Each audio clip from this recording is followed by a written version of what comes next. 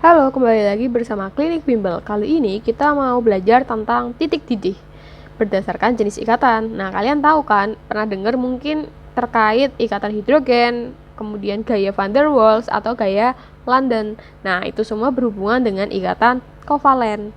Oke, sebelumnya kita sudah belajar tentang kovalen polar sama non polar. Sekarang kita masuk ke titik didih.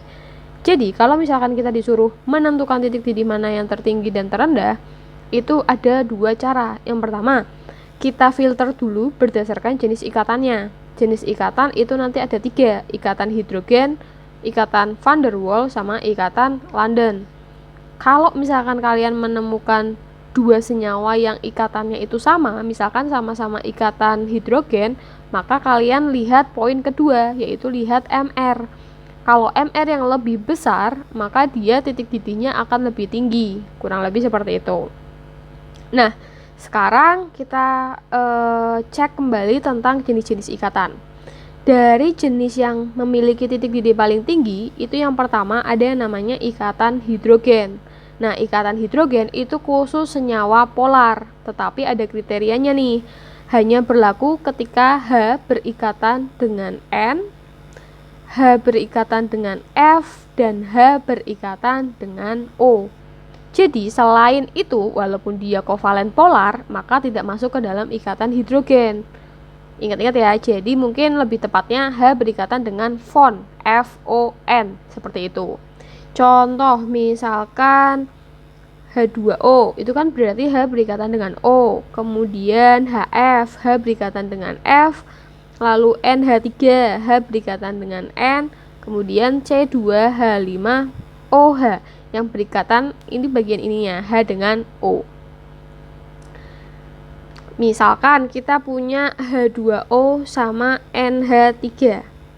Kira-kira mana yang lebih tinggi? Jadi kan kedua senyawa ini masuk ke dalam ikatan hidrogen ya, karena H berikatan dengan O dan H berikatan dengan N. Jadi kalian cari MR-nya. Maka 2H itu MR-nya 1, AR-nya 1 ya, ditambah 16, nanti berarti totalnya 18. Yang ini N-nya 1, ARN itu adalah 14, ditambah ARH itu 1, jumlahnya ada 3, berarti berapa? 17. Nah, jadi H2O MR-nya itu lebih besar dibandingkan NH3. Jadi kalau kalian disuruh mengurutkan, yang paling besar titik didihnya itu adalah H2O-nya. Kurang lebih seperti itu tata caranya. Sampai situ paham ya? Oke, kemudian masuk ke ikatan kovalen van der Waals. Ikatan kovalen van der Waals itu khusus kovalen polar, tetapi selain ikatan hidrogen. Jadi, yang selain masuk ikatan hidrogen itu masuknya ke van der Waals. Contoh misalkan PCl3, kemudian HI. Nah, itu masuk ke kovalen polar tetapi bukan ikatan hidrogen. Jadi masuknya ke van der Waals. Kemudian di urutan terakhir yang titik didihnya paling rendah itu adalah kovalen London atau masuk ke dalam non polar. Contoh misalkan unsur-unsur diatomik kayak H2, O2, kemudian ada juga XeF2, XeF4 sama CH4. Nah, itu masuk ke dalam non-polar. Sekarang kita masuk ke contoh soal, misalkan urutkan kenaikan titik didih beberapa senyawa berikut. Urutkan kenaikan titik didih, berarti dari titik didih yang kecil menjadi besar, gitu ya. Oke, nah di sini ada senyawanya. Kita bikin tabel aja. Yang pertama kita cari dulu terkait gaya ikatnya, jenis ikatannya yang kayak tadi, gaya ikat. Kemudian baru MR. Nah, sekarang kita cek BeCl2. Misalkan kalian nggak tahu nih BeCl2 itu polar apa non polar. Sekarang kita cek dulu. Untuk Be itu kan unsur logam tapi masuk ke dalam pengecualian. Nah, tapi kalau misalkan kita nggak ingat gitu ya, misalkan Be itu kan dia golongan 2A, berarti Be itu punya 2 elektron. Kemudian Cl itu golongan 7, ada 2 Cl, karena golongan 7 dia menarik 1 elektron, berarti kita kasih muatan -1. Berarti ini 2 elektron juga. Ketika dikurangi, maka 0. Kalau 0 itu berarti dia tidak punya pasangan elektron bebas. Berarti non polar. Kalau non polar, gaya ikatnya masuk ke gaya London. Nah, gitu caranya. Kemudian kalau C2H5 sepertinya dia non polar juga. Sekarang kita coba cek. C itu golongan 4A. C itu berarti 4 elektron. Ada 2.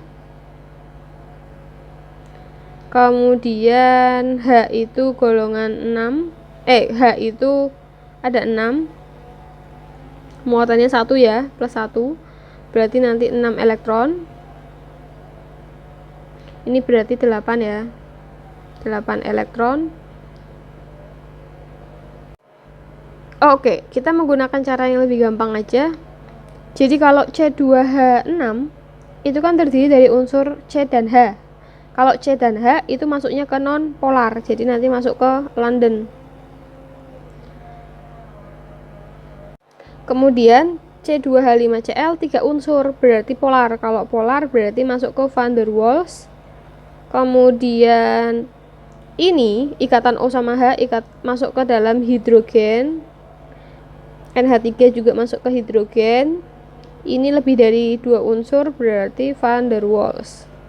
Sekarang kita hitung MR-nya. Ini 80, 30, 64,5, 46, 17, 46. Jadi kalau kalian disuruh mengurutkan dari yang paling kecil, yang paling kecil adalah C2H6 yang London dulu, MR paling kecil. Lalu ini yang kedua. Kemudian yang ketiga adalah van der Waals, yang ini keempat, kemudian ini kelima, dan ini yang keenam urutannya, karena berdasarkan kenaikan titik-titik, berarti dari kecil ke terbesar.